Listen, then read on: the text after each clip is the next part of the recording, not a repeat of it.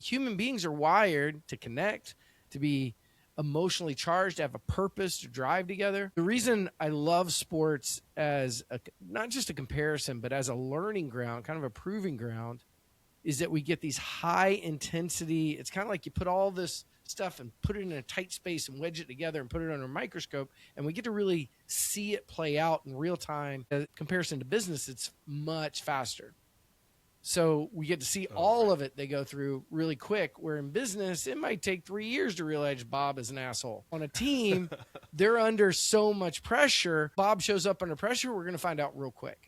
Welcome to the Driven Leadership Podcast, everybody. I'm Connor, and we have a full Driven Leadership team today. I'm joined by Eric and Mary.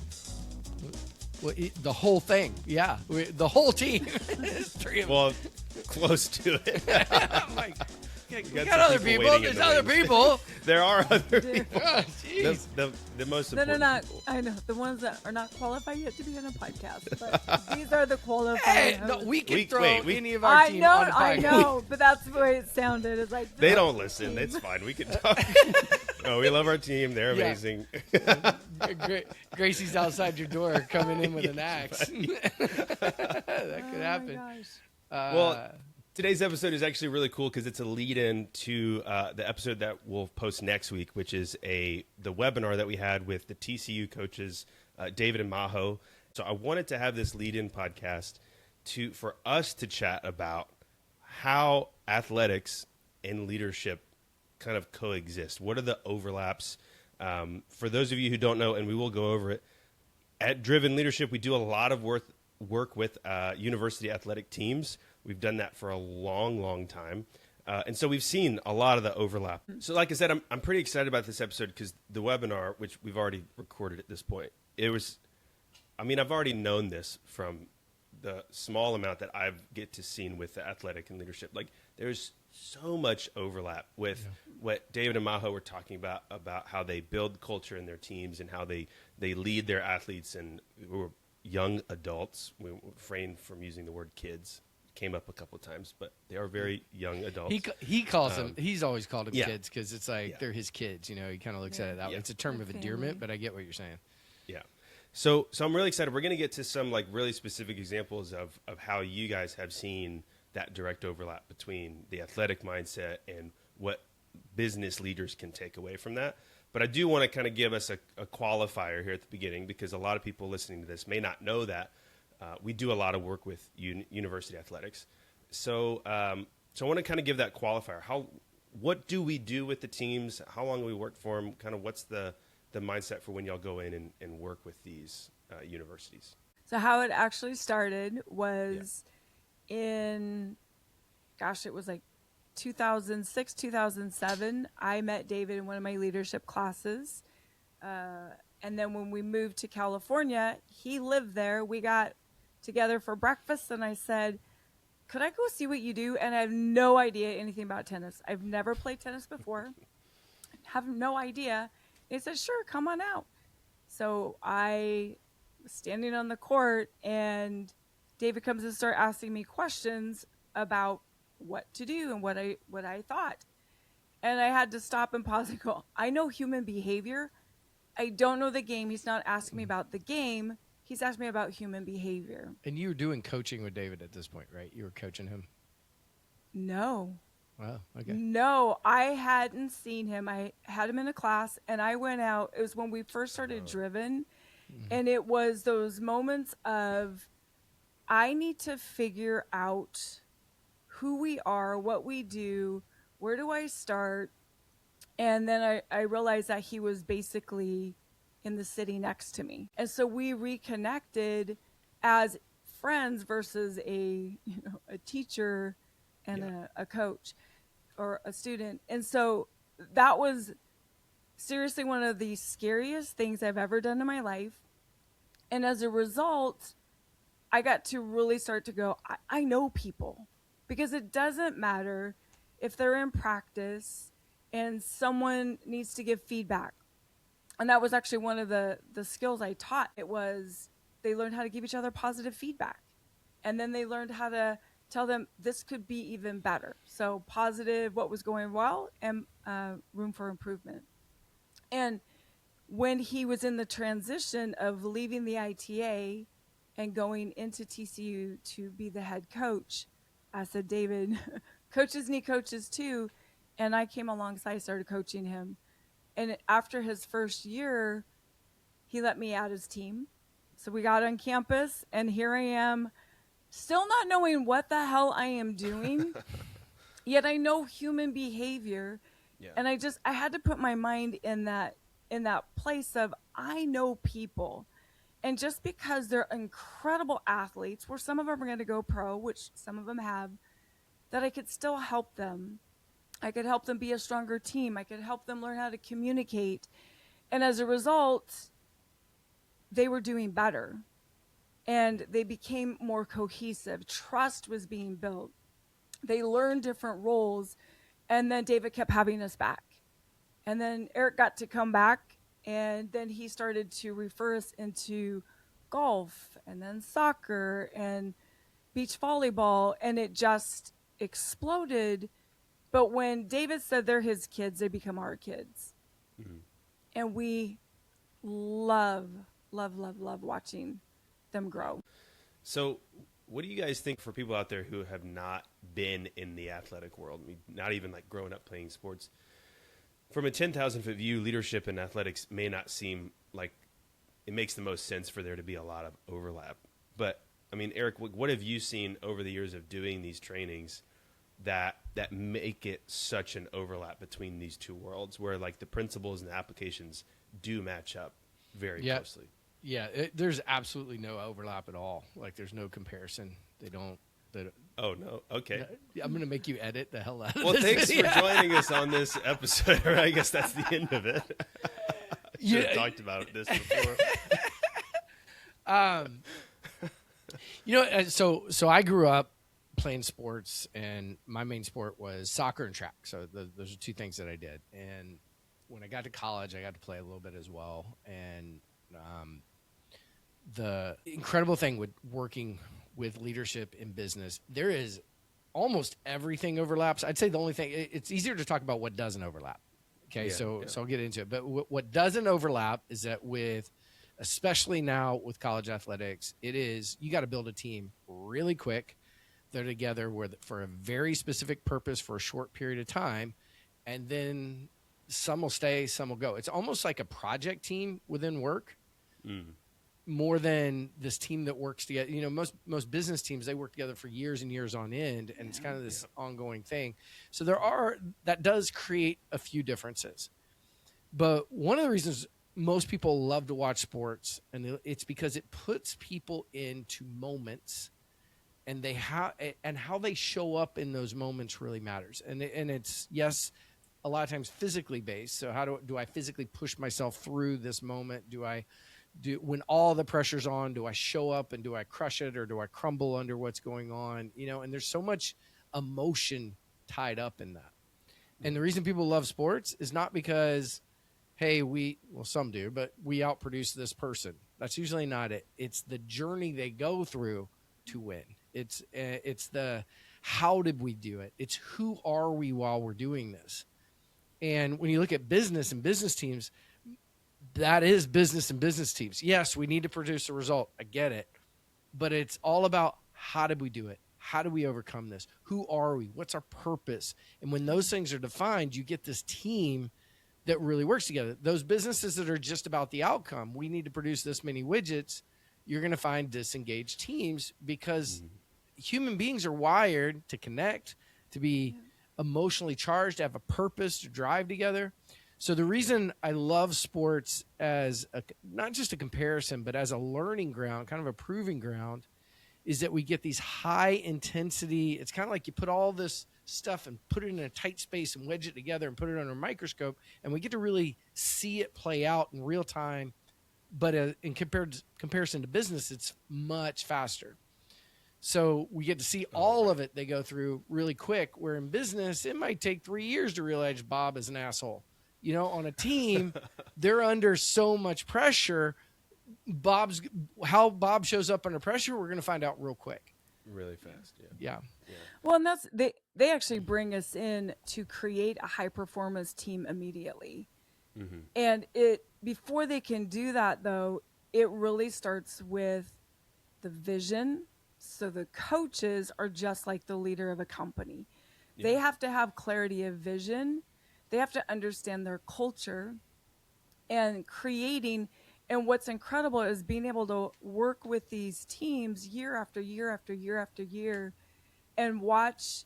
They're very different players who will come in, but the culture is, the standard is still the same because the leader has the vision. So you look at business, you have to have clarity of vision. And then you're looking at your people. How do you help them understand the vision? How do you help continue to build this culture that, in athletics, you have the seniors leave on, they move on, and now you have the upperclassmen stepping up, but you have newcomers come in. They have to fold them into a player-led team.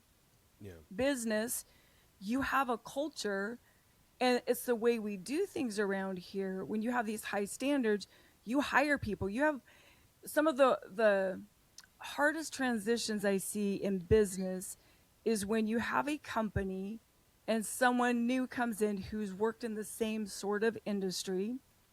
And they want to bring in all of the things that they did before, but it doesn't fit that culture. So it's the same thing with athletics. How do you have player-led teams within a business that create these standards? This is how we do it. This is why we do it. And at the core, that high-performance team, it's not all perfect, yet it's top down. The leaders buy in, they hold the standard, but then they give the safe place for the players, the team to hold the standard. Well, I love what you said about like the athletic piece of it is that you're training and building and coaching people for moments, and it is, you kind of look at that and be like, oh yeah, that is very different from business, but is it? Not really. Like and not to like toot our own horn, but like that is what makes Bold so different for people, is that like you're coming in and you're feeling, we are coaching and developing people for moments. Those moments may happen a little bit more spread out, and you're a lot more active in between the moments than a high performance athlete. Like I love watching Messi at the World Cup, and he's just like walking around the pitch most of the game until it's go time, and then he's built for that moment. Right. So leaders are you're doing a lot more running, and then you still have to perform in that moment. So I really like that mindset. But I want to, because I've never been to any of our athletic trainings. Mary, you mentioned like we keep him away. He's not very athletic. We don't want him to see. Yeah, we don't want the teams to see Connor and be like, oh, this guy's never even held a soccer ball. You don't kick a soccer ball. You don't hold a soccer. Anyway, That's funny. Unless you're a goalie. I mean, that's true. Yeah, of course. That's in that scenario. I meant I was a goalie. I'm just kidding. But Mary, you mentioned like that these coaches in the universities, bring us in to develop a high performance team. And I know that those trainings are only like 2, 3, 4 days.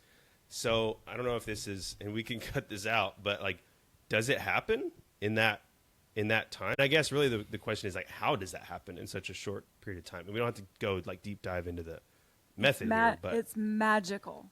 Yeah. Like, so you think about Bold, and it's different from Bold. We start them common ground, and usually there's a flow in everything that we do, and especially when we get to work with them for 2 days, there's always something that helps create empathy, a little bit of vulnerability, and we know when that's there, it's, oh my gosh, you're like me. I've been there. And a lot of the judgments go away, and they start to see each other through a different lens. Yep. And that's the foundation where we talk about vulnerability-based trust.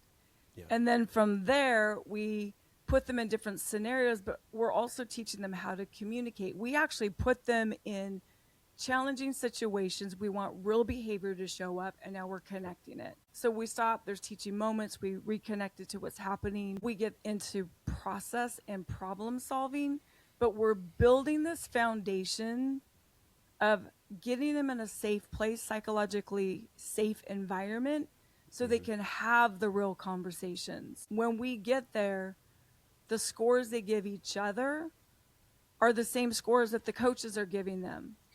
And it's not fluff. Sometimes they're harder on themselves than I've seen the coaches be on them. And they want to work through it. And as a result, and especially when they are a team, and sometimes we walk in, they've been through 2 practices. That's it. They don't even know the newcomers. Yeah. And it's not a silver bullet to go, oh, we're magically fixed, or we're a super high performance team. They have this core foundation to continue to build on. And that's why it has to be the right coaches. Just like in business, it is the leader. Everything rises and falls on leadership. Yeah. And the coaches will help reinforce, and they will take those tools all the way through season. So there are key elements that go into building a team that we do in Bold, we do in we do with the athletic teams, or we do in most trainings that we're looking to bond the team or connect it. We do it in Forge, Advantage, all these classes. There's a underwire, and then there's layers to this. What I mean by underwires, there's kind of like this structure to it that forces, and that's what Mary was talking through. So we have empathy and level set in the beginning is very important. So we create some type of environment where instead of seeing somebody, even on the same team, seeing somebody as an opponent, seeing somebody as somebody, we're in this together. So we've got process in the beginning that's going to create, we're in this together one way or another. We do that in Bold. We do that in athletic teams. And often it overlaps with empathy, meaning I can see what they're going through and I lean in and I care for what they're going through, or I can relate with it. And what it does, John Cotter's work is amazing. If you haven't read any of his books, but he talks about having the enemy without versus the enemy within. So we want to create an environment. Sometimes, like in Bold, the trainer is the enemy.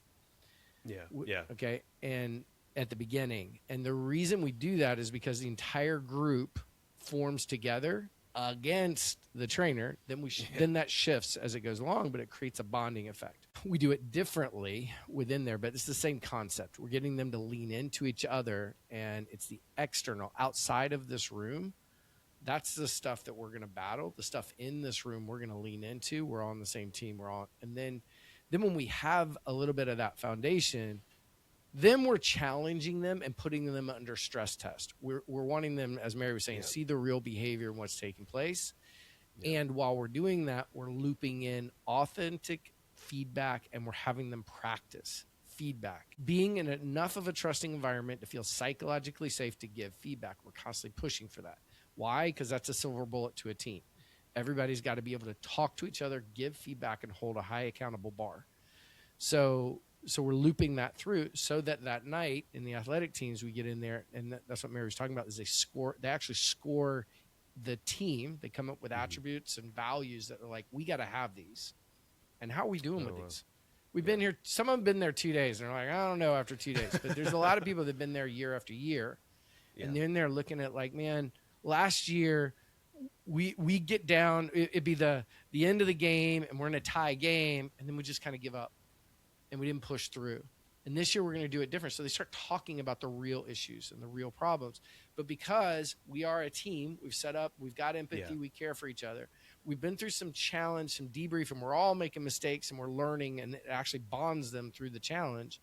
And then we get into, hey, where are we? And some real talk, not led by the coaches, led by the players. Yeah. And what Mary was saying is that the coaches are sitting back there, and we do scoring. Like, somebody might say, we need to be a team full of grit. We just need that fight, that grit, that hunger. And they go, and last year we were a 4 on a scale of 1 to 10. Mm-hmm. Well, the players are all going, yeah, we scored at a 4, and this person scored a 5. And like they're kind of talking through where they're at. And they're like, yeah, we'd fall apart, or we wouldn't lean in with each other. Or we didn't trust. And they're having these conversations. And the coaches are in the back, and they're like, man, they're going to give themselves like an 8, and we're all screwed. And then the coaches scored at a 6. And they're like, my God, these players, because high-level athletes are really, man, they're critical on themselves in most cases. They're so critical on themselves. Well, and like So- you were saying, like if at that point you've developed that psychological safety, so those things can be said, and there's no backlash or defensiveness because you've already set themselves up to be kind of a cohesive unit. That And it is, yeah. Go ahead. And Sorry. I was just say, and it is magical to watch them just bond so quickly Yeah. in those 2 days Yeah. to where they came in and where they leave, and it just gives them the chance like so much further to start their season as that cohesive unit. Yeah. And yes, there's Yeah. work to do, but they have a foundation. It's but the reason I'm walking it through that way, people go, well, how do you consistently do this in a training? How do you consistently do it in a team? It's the same formula. It's It the same is. thing.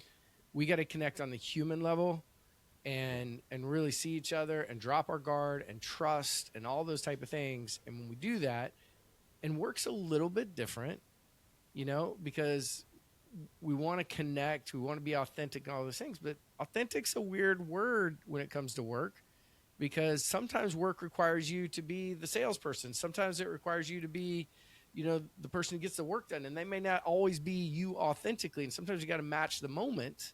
Yeah. But it's as we help people lean in and trust and do all those things, we get higher performance at work or within the athletic team. So that's the model for behind and what makes it work. Well, I want to switch gears now and put it into kind of speaking more directly to our audience, which I think is mostly business leaders, owners, leaders in any business, and start drawing these parallels and that you guys have seen over the years between high performance athletes, and it could be in university level or even like pro level that you guys have seen, and those attributes, those things that you've seen, and be like, man, if more business leaders just understood that this is how they can operate, or these are the things that they should work on and work within. What's one of the first things that comes to mind between like leaders can directly learn this from high performance athletes? So maybe a little bit of a different twist, but you said, what'd you think and my biggest thought, okay, and I think about, so businesses, you have an executive team, Mm-hmm. athletic teams have a coaching staff, and it starts there before it starts with the athletes, okay? You have an executive team that is dysfunctional, communicates poorly, does not have psychological safety, doesn't have clear purpose, mission, isn't values aligned. You've got all that going on. You got a disaster going on underneath in your company. The exact same thing is happening with athletic teams. We get a coaching staff together. They are not on the same page. They're not leaning in. They're not bought in to whatever's going on. They're going to create some level of that, and usually it's more below them as they go in. So that's number one. Well, when you say that, the first thing that comes to mind for me is like, what is that dysfunction preventing, and whether it's athletics or in business, and its results. And I've seen that mostly in business, where like when you have the executive team that is dysfunctional, the results underneath it, it's just not happening. There's either nothing coming out, or what's coming out is poor quality or not aligned with what the business needs. And so I imagine it's the same with athletics, in that the results are winning or scoring. Well, here's the comparison. So you can win in athletics without a great team. Okay? Oh, okay. Okay. And the way you win in athletics without a great team is you have ungodly talent. Okay? Yeah. And so you get all these killers on the field together, and they hate each other. They don't work well together. They're in competition with each other. They're in comparison with each other. They're putting each other down. They'll hurt each other at practice. I mean, like, that's where they're at. Okay? You can do that. And by the way, there are businesses that run that way. Oh, well, yeah. Okay? So especially you get into things like tech more, and it's not always tech, but I've seen it a lot in tech. Mostly, yeah. Where tech is turned. Startups. Yeah, but they're treating them like NFL athletes. Like seriously, in tech, it's like okay, they literally, people are in there, and I'm gonna work here for 2 years at this level so that it can promote me to this level. It's all me based, and do businesses function well that way? They can perform well that way. So I want to be clear. You don't have to have this awesome team to produce results. Yeah. So when we're talking about what we do at Driven Leadership is we connect these things, which is it's not just about the destination. It's how did we get there? Did we enjoy working around these people? I spent the majority of my life with them. We made some money. What a horrible thing to say. Okay. We made some money because of the way we did it and the way we led through it and the way so that's a piece to it. So you can build a team. You don't have to do this stuff. Just hire people that are amazing, unbelievably talented, and hold on for dear life as they piss everybody off. Okay, that is a way to do it. Yeah. But anyway, outside of that, if the coach, what was your question? I got on a bandwagon there. What were you asking? Just getting into the specifics of like what attributes that you see in high performance athletes do business leaders need to look at. And I actually love where Eric was going with the coaching staff versus your executives, right? Mm-hmm. I actually just got off of a call earlier with a guy who is consulting for a company, and he said we make $20 million without even doing anything, and they're the most dysfunctional team. They don't listen. They brought me in, and they refuse to do anything that I'm suggesting. The people are so checked out. They're so disengaged. Everyone hates working there. He said, but they keep making money. Mm-hmm. So same thing with in college athletics. The coaches. So I actually had a conversation with one of the coaches, and the coaching staff is figuring out how to work together. Mm-hmm. And this happens all the time, right? We have different personalities. How do I communicate with you versus how do I communicate with you? When we're not clear on roles, and that goes within business, and that's why I love what EOS does, is when we get into the very first part of EOS, right? What are our roles? What do we love? Who's owning it? Who has capacity for it? It's the same thing oftentimes within the coaching staff is the top isn't aligned. The team will never feel the alignment of where the leadership team is coming from. I love last year, Mary got a chance to work with Tennessee's women's golf team, and first year they ever won the SEC championship, and it was so cool because they were the underdogs, and they came back and they just wouldn't, and they just leaned in on each other the whole way, even though they're out playing golf by themselves. In college, they put golf together, and we worked with many golf teams for years. And it's crazy when you get that golf team stop thinking like individuals. They start thinking like a team. They go out there and they crush it. I mean, they do. Well, and what they did, the clarity, they knew exactly what they wanted. So they wrote the vision down, and it was what they could control. So here's our vision. This is what we're committed to. And they were actually doing the scorecard. Where are we showing up? What action are we committed to taking? Yeah. And everything they did was the controllable. And when they stayed in that mindset, and it was just mind-blowing to see the fight. Yeah. So back to this. If values aren't aligned, so you got a coaching staff that is about, we need to love each other first. Okay. There are coaches that live in that space. Okay. And if you hire somebody that's like, we need to win at all costs, and you match it up in that value system, it's not going to work. Okay. You'll see the clash right away. It doesn't fit in. Usually it's more the other way. Okay. Usually it's like, coaches, we got to win at all costs.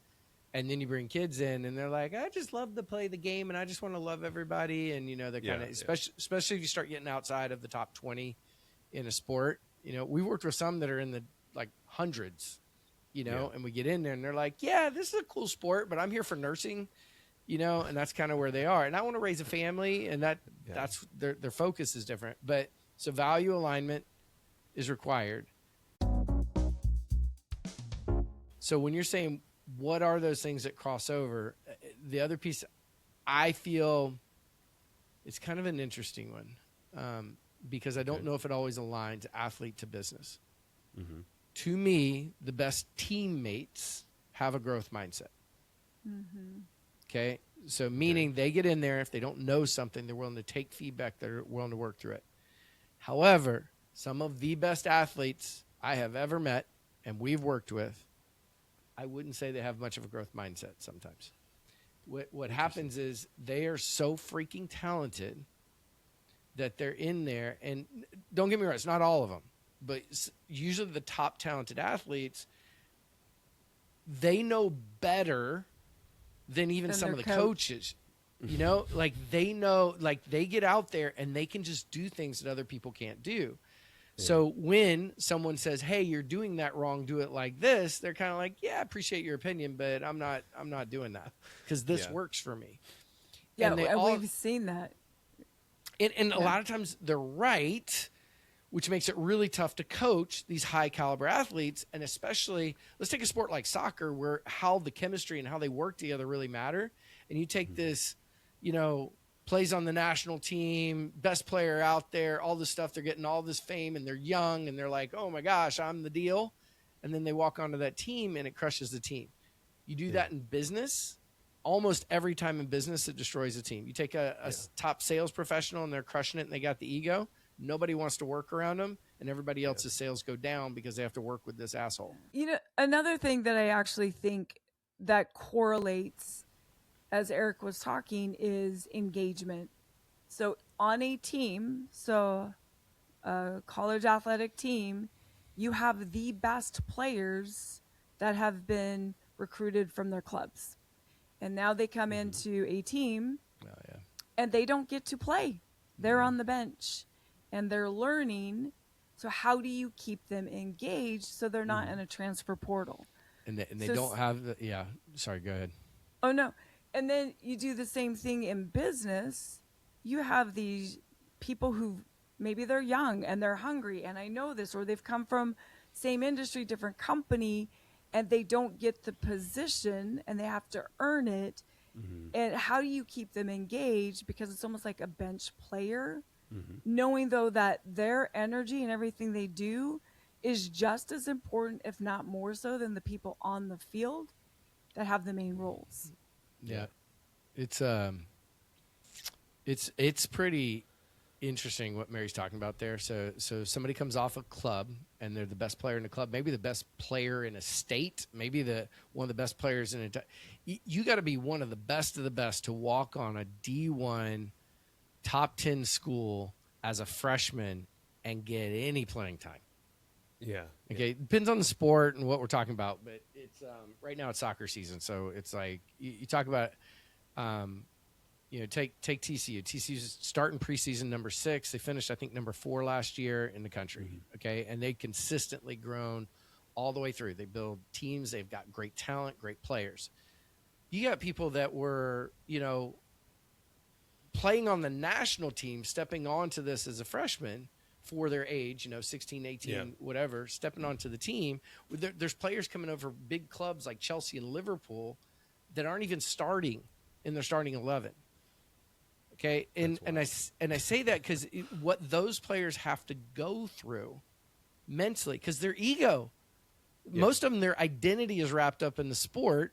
And so now all of a sudden I'm not starting. Okay. And and I'm here on this team and this team's so good. I'm not even good enough to get on the field. What does that do to their self-worth, their ego? So sometimes they go, man, I got to work harder. And that's awesome. But a lot of times what they do, and especially in that age group, because their brains aren't fully formed, God love them, but they're not there yet. And they get emotional about it. And what they do is their self-talk just destroys them. I'm not good enough. I'm a failure. I can't do this. Relate this to business.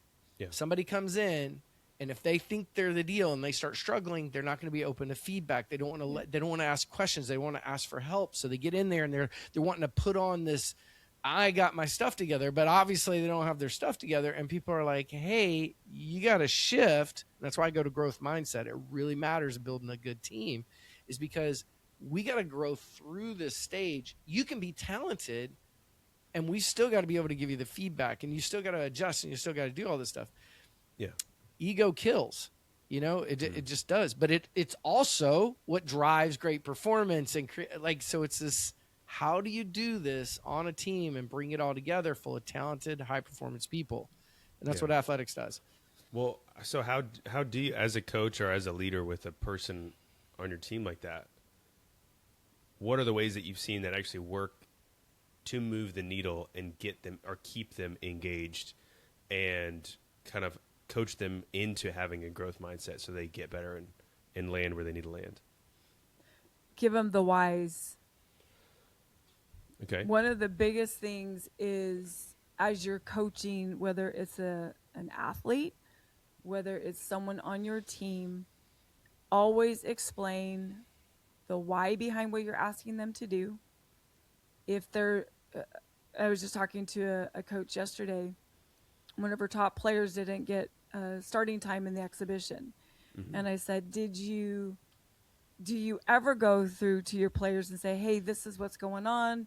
Here's to set you up, because it shut her down. Because what we do as humans, there is a story. And if we don't get the position, if we don't make the sales, if we don't get the playing time, there's a story. I'm not good enough. There's a lot of fear. So as a leader, having that conversation, explaining where we're at, maybe it's a standard reinforcing, asking questions, letting them know it's okay to be where they're at, but also giving them a lot of the whys so that they know what is going on. Because so many other times it's assumption. If a leader, if a coach is not giving the whys and they're seeing somebody, or hopefully they're paying attention, they're people who are struggling or disengaging, then that person is just going to assume, and assumptions are the termite of every relationship. Yeah. Oh. I don't know if I've You haven't heard that one before. I don't think so. No, you should, I've heard the other assumption one, but that's a good one. I like that.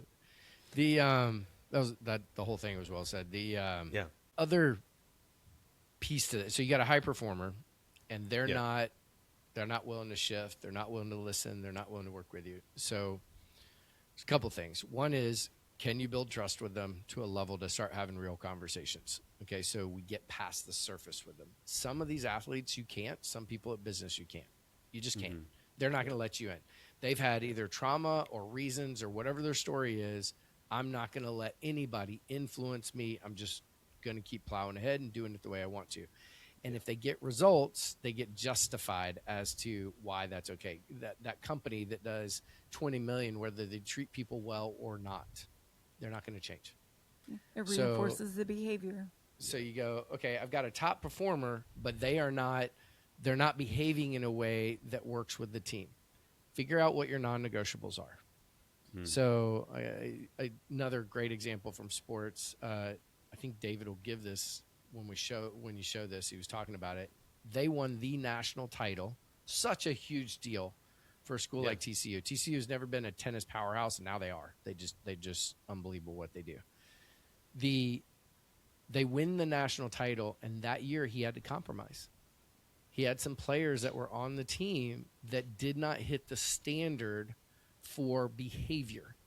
And it was stuff like they didn't clean up their locker, or they that was the example he kept using. So, it was simple stuff. It wasn't like they came in and punched their teammate or anything. No, yeah. I think practice time was another one, like how often or how much they were practicing with But it could also be, did they show up on time? It could be so where it feels like a microaggression, but you got these high performers, and they kind of sometimes operate in their own planet. They're just, whatever. So he had one or two on the team that were not meeting his standards for what shows up. And he was going at them, and he was getting nowhere, and he was shutting them down.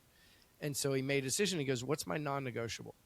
Yeah. Well, I need them to show up and play their absolute best. I need that. I need them not to be like a major disruption. But if it's these little things, I think I can survive with that. And he made an adjustment. He adjusted where it was because the talent was so high. And he went back to the rest of his team, and he goes, I don't normally do this. We need their talent. I don't know how to move them. I'm going to hold you guys to a different standard. He literally did that, which I do not promote. I think that's a terrible thing to do. Yeah. But the team bought in. They actually really liked these guys, and they knew. If that's the decision that you're going to make, like having the talk with the team, I think is pretty critical in that, because it'd have been a different story if the behavior was just allowed, and then there was no discussion about it, and the rest of the team's like, "What the hell is going on?" So what happens though is what most leaders do is they don't have the discussion, And then Oh, God, no. now what you're doing, you're like, I don't know how to get them changed. I can't do anything with it, but we need them. And then they're playing favorites because they're not holding them accountable, but they hold this person accountable. So I have a real story that happened business-wise about this. Okay. So years ago, Eric and I worked. We actually met through another leadership company. He is my boss. Okay. I walk in, and at that time, I was a trainer for them. So I trained their leadership classes. I was also one of their top salespeople. My energy was off. I walked in. I didn't think my energy was off. I was just quiet. I go to my desk. He calls me into his office, and he said, "What's wrong?" I said, "Nothing." He goes, "Your energy's off. I want you to leave. Go home. Go to the I said it gym. nicer than this, but whatever. Go to the park. Go journal. Go do something to get you back together, because everything that you do is creating a ripple effect, and I know you can't see it." And he wasn't mad at me, but I was heartbroken, devastated, pissed off, because not only is he my boyfriend, he is my boss, and I'm held to this I am held to this high standard. But it was one of the biggest lessons in my life, because I realized when I came back, because it took me a little bit, and I came back, I was like, he's absolutely right. And I've watched that over and over and over. One bad attitude, and it's not sometimes you're just having a bad day. You're having a bad morning. Okay. So talk to your person. Hey, I noticed something's off right now. Why don't you're not in trouble, but if you can go just kind of figure out what you need, take an hour, whatever, come back, help you reset. It is powerful. The standard, when you start holding that standard is non-negotiable, and you do it in the beginning. Okay, so we've given a lot, but to land the plane here, I want to say, like, looking at the business leaders who are listening to this, if you had to give them kind of like one piece of advice or one kind of goal or practical strategy that they could take away from all the training that you guys have done with athletic teams, what you've seen good coaches do, great coaches do, what are some of the things that you say, this, just start doing this in your business and see what happens? I mean, it's still the same formula. It is vulnerability-based trust, even in business, applicable. You know, it's not like you sit down with your person, hey, let me tell you the story of how my arm fell off when I was 10. That's not what we're talking about.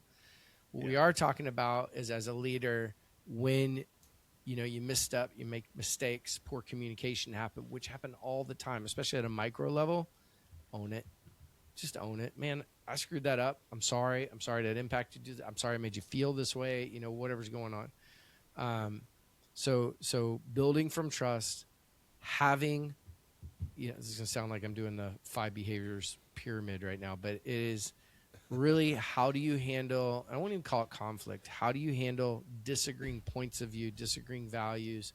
How you handle those moments really matters.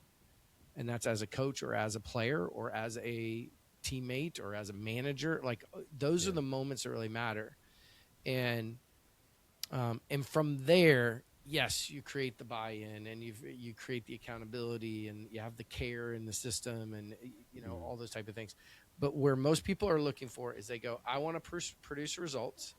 They go, this person's not producing results. Let me tell them why they're not producing results. And I never put the time and energy into the relationship, the communication, the trust, and all the things. Yeah. And when you do that with athletes, you unlock them. It's so cool, because most of the coaches are like, we got to win. Go out here and run this route and do this and do this.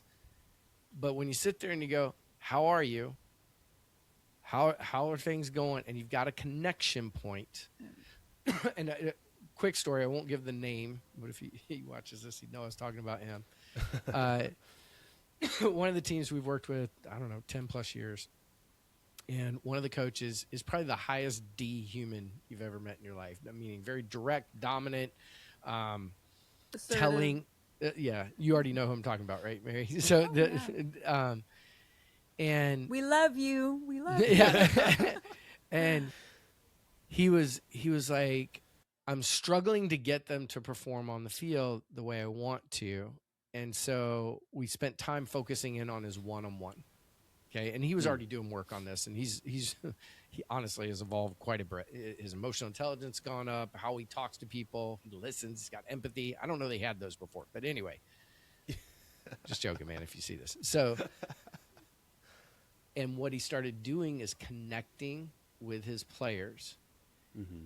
And he is a hothead on the field. We're just watching a game he was coaching, and you can hear him we're watching ESPN. You can hear him through the camera.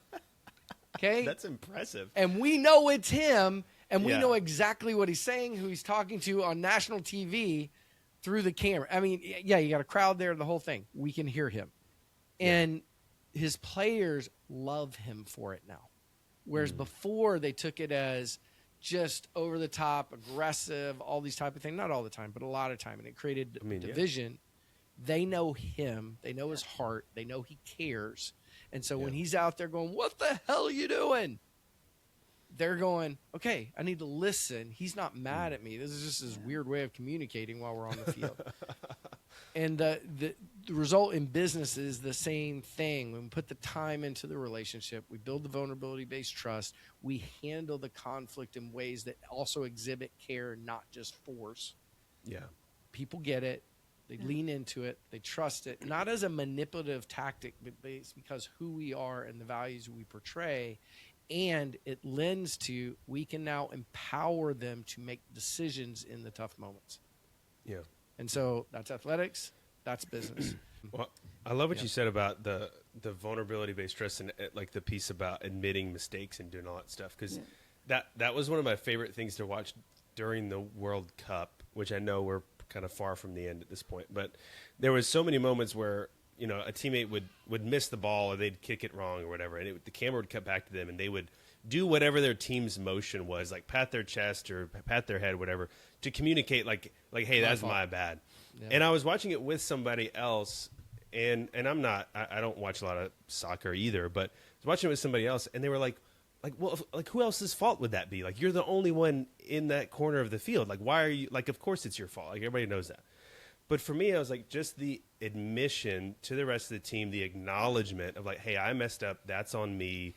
And like, but like it's that point of connection of like, how can we move forward now? Like, I messed up. You did your part. I didn't, but I'm still in the game. Let's move on. Like, I recognize it. And I think that can't happen without the vulnerability-based trust, because how often in business do people make mistakes or miss goals and deadlines and things? And it's like, well, I didn't know. That's not my fault. It's all these other things. Like, well, the ball was too far out this way, or my, shoes untied, and all these excuses come up. But when there is true vulnerability-based trust, there's like, no, that was on me. And we can talk about how we can improve it later.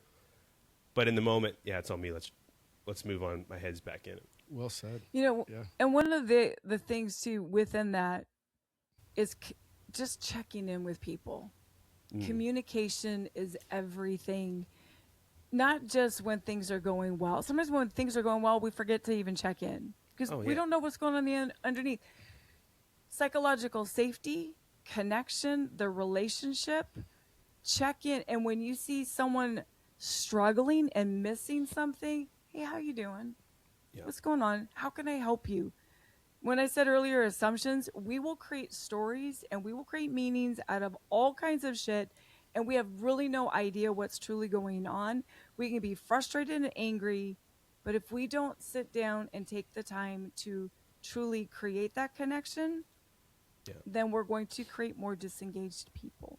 Well, it's just as important in the good times versus bad times, the up season, the down season, because it's about building that muscle. So if you're not doing the check-ins when things are good and your team knows that you're a safe place and you actually do care about them, then they're not going to believe you when you go to them in the down season. You're like, oh, well, he just checks in when things are bad.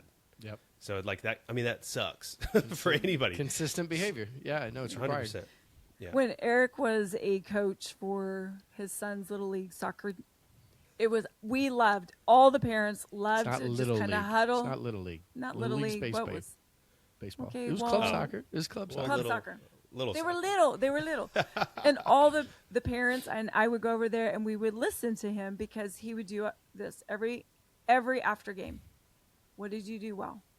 Yeah. What went well? Yeah. Okay, so what could we improve on? And it was always, what did we do well? What can we do better? And it was never to beat them up. And these kids would walk off the field going, yay! And the parents were like, oh my gosh, this is a motivational speech. And I love that when we do our L10 meetings and we're always checking in. And I think that's one of the most important things, that it doesn't matter what kind of team you're on, you have to do check-ins. What are we doing well? Yeah. What is a success, so that we can reinforce that win? Because we're our own worst critics and we will beat the shit out of ourselves.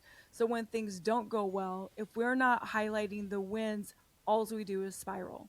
Yeah. And instead of the beat up, all right, so what now what? So what did we learn from it? What can we control? And then what can we do better next time? One to end on. All right. Well, like I said, this is meant to be a companion podcast to the one that's coming out next week. So if you're listening to this live on the day or the week that it comes out, just hang back in. Next week, we'll have the one with David and Maho, who, again, are coaches over there at TCU. And they have some incredible stuff. It's all about building a culture and keeping the culture as their players come in and out. Their turnover is a lot more. National title winners, which is such a big deal. Some Very, powerhouses. very cool. They really are.